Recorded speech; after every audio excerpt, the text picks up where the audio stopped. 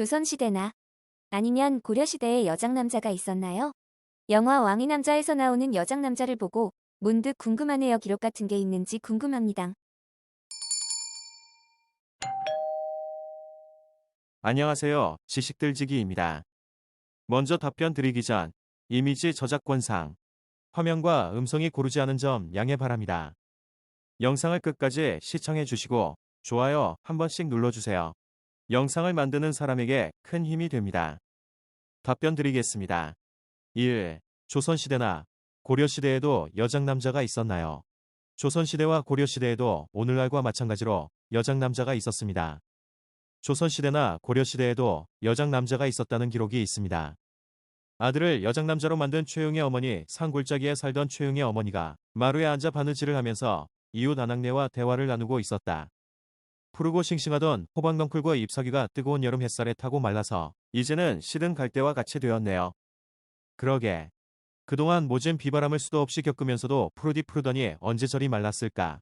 마른 가지 아래 황금 덩어리 같은 호박을 낳으려고 그런 것 아니겠어요. 그렇군. 갖은 고초를 맛보고 제 몸이 썩어지고 마른 다음에야 내어놓은 열매를 봐. 얼마나 텐실하고 값진가. 도란도란 이야기를 하다 햇살이 따스해서 그만 깜빡 잠이 들었다. 아, 그 꿈 참 이상하네. 최영의 어머니가 눈을 비비며 혼잣말을 하자 함께 오수에 빠져들던 이웃 아낙네가 하품을 하며 무슨 꿈인가 물었다. 호박이 참외가 되는 꿈이었어요. 어라, 호박이 참외가 되었어. 그건 필시 태몽이야, 태몽. 태몽이요? 그래. 아무리 생각해도 아들 낳을 태몽인걸. 이 일이 있으지 얼마 되지 않아 최용의 어머니가 임신을 했다. 당신은 신라가 망할 무렵이었다. 태봉의 궁예가 난폭해 날아가 온통 공포 분위기에 휩싸여 있었다. 최용의 어머니가 호박이 참외되는 꿈을 꾸고 아기를 가졌다는 소문이 궁예의 귀에까지 들어가게 되었다. 아무렇지 않게 그냥 지나갈 수도 있는 소문이었는데 궁예의 신경을 자극했는지 무당을 불러 물었다. 호박이 참외가 된 꿈을 꾸고 아기를 가졌다는데 이것이 길조인가 흉조인가. 계집아이를 낳으면 별다를 것이 없으나 사내 아이를 낳으면 대왕의 나라에 매우 이롭지 못한 인물이니 곧 죽이십시오. 뭐라 그게 정말인가. 어느 안전이라고 거짓을 아뢰겠나이까. 이에 궁예가 사람을 시켜 최용의 어머니를 염탐하게 했다. 이 이야기를 이웃에게 전해들은 최용의 어머니는 전전긍긍했다.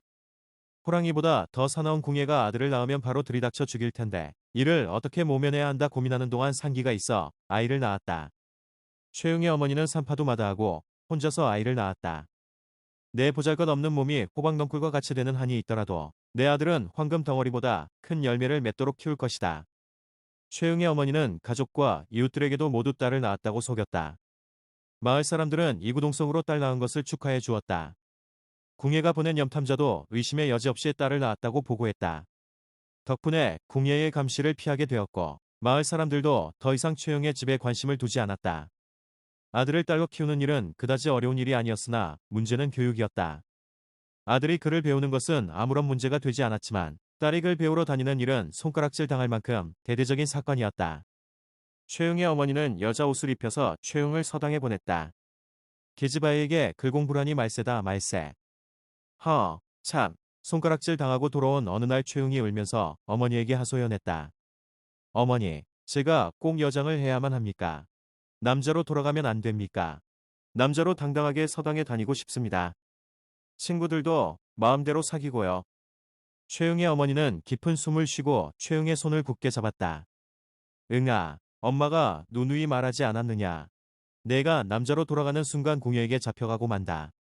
이순지의 딸이 여장남자 사방지와 노란하다. 조선시대 세종대왕을 보필한 대표적인 인물로 이순지가 있습니다. 이순지는 우리나라의 과학기술인 명예의 전당에 조선 초자주적 역법을 이룩하면서 우리 천문학을 세계 수준으로 올려놓은 천문학자라는 평가와 함께 명예로운 과학기술인 가운데 한 사람으로 선정되어 있습니다.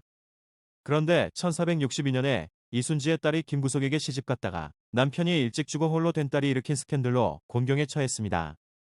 어려서부터 여장을 하고 여성처럼 살아 온 노비 사방지와 딸이 10년 가까이 내연관계였다는 것이 드러나자 대신들은 이순지를 파직시킬 것을 청했습니다. 세조는 마지못해 이순지를 파직시켰다가 열흘 만에 다시 복직시킵니다. 지금까지 지식들지기였습니다. 다음 영상은 더욱 호기심 많은 질문들로 업데이트될 예정입니다. 구독하시면 일상생활에서 가끔 궁금한 질문들이 함께할 것입니다. 지식과 상식 얻어가세요.